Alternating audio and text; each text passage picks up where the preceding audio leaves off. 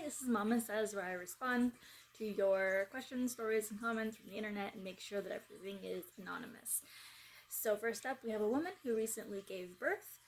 She went into it really confident, but now she's really overwhelmed and feeling inadequate and misses sleep. Supportive partner, but it's a lot. It's the first 2 weeks of the baby being born, and she's freaking out. Yeah. It's really normal. I didn't really freak out, but I had anxiety, postpartum depression.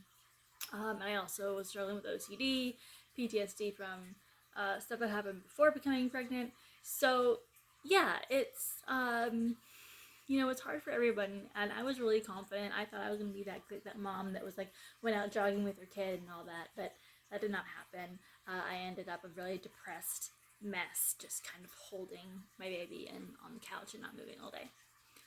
I was a lump. That was me. As a new mom, I was a lump. But it happens, and it's overwhelming, and your whole life is changing, and so yeah, mama, you're normal. I think that um, motherhood is messy. It's hard. Your whole life has changed. So yeah, this sounds 100% appropriate. I hope you find some me time and some grace. You're not a bad mom. Sounds about right. Sounds about right. Yeah. It does get better. Okay, this is actually a guy posting. Found out wife was pregnant and changed everything. He used to work full time. And he got a second job and started to go to school. Okay, 2 kids in 2 years.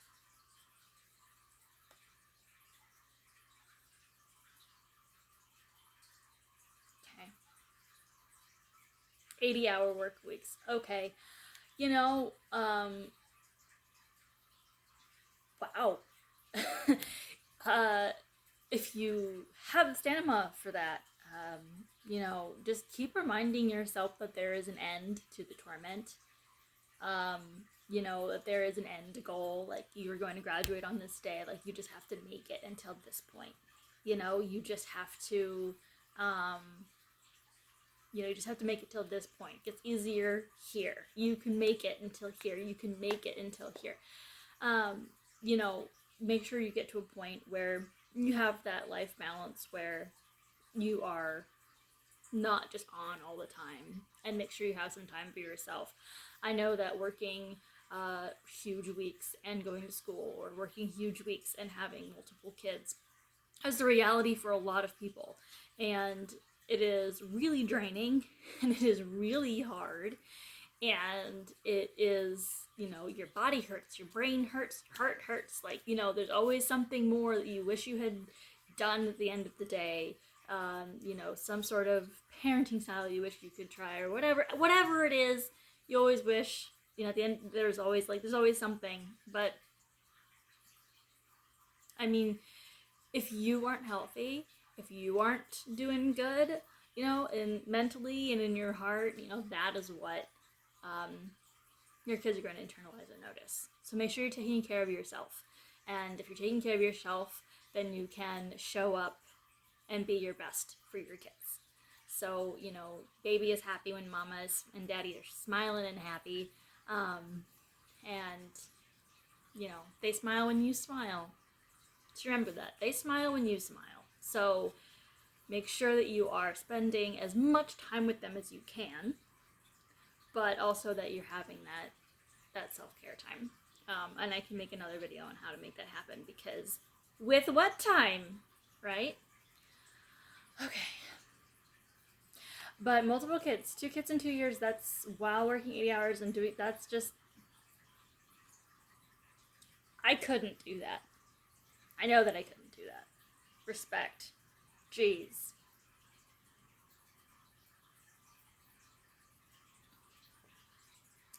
I don't know if I love my 4-year-old world anymore.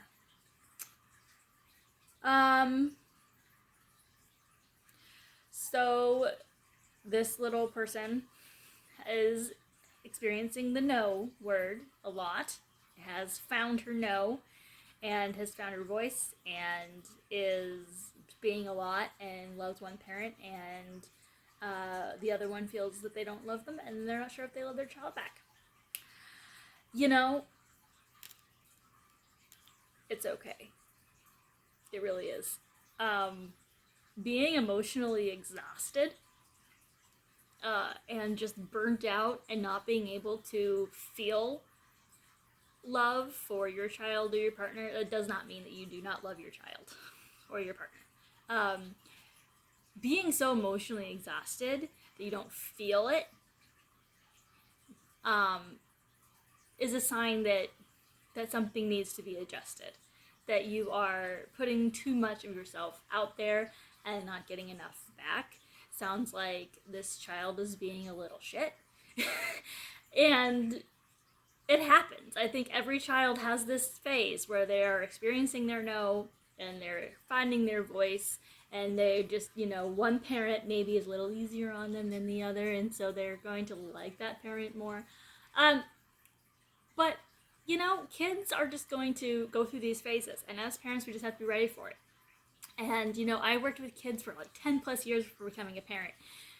The no phase is really hard, and I know it's going to be 1,000 times harder once my kiddo finds his no. I know that.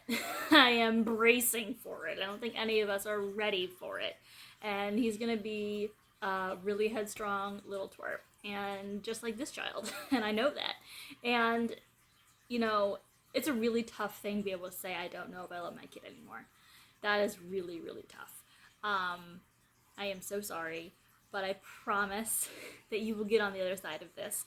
The fact that you can't feel it anymore doesn't mean that you don't mentally love them anymore. It just means that you need some you time.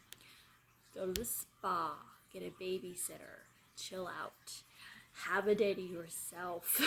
Be honest with your partner about where you are. Be like, hey, I am emotionally done. I can't feel anything. I need my me time. Now, not next week, now. Just be really, really honest and figure out how to make that happen.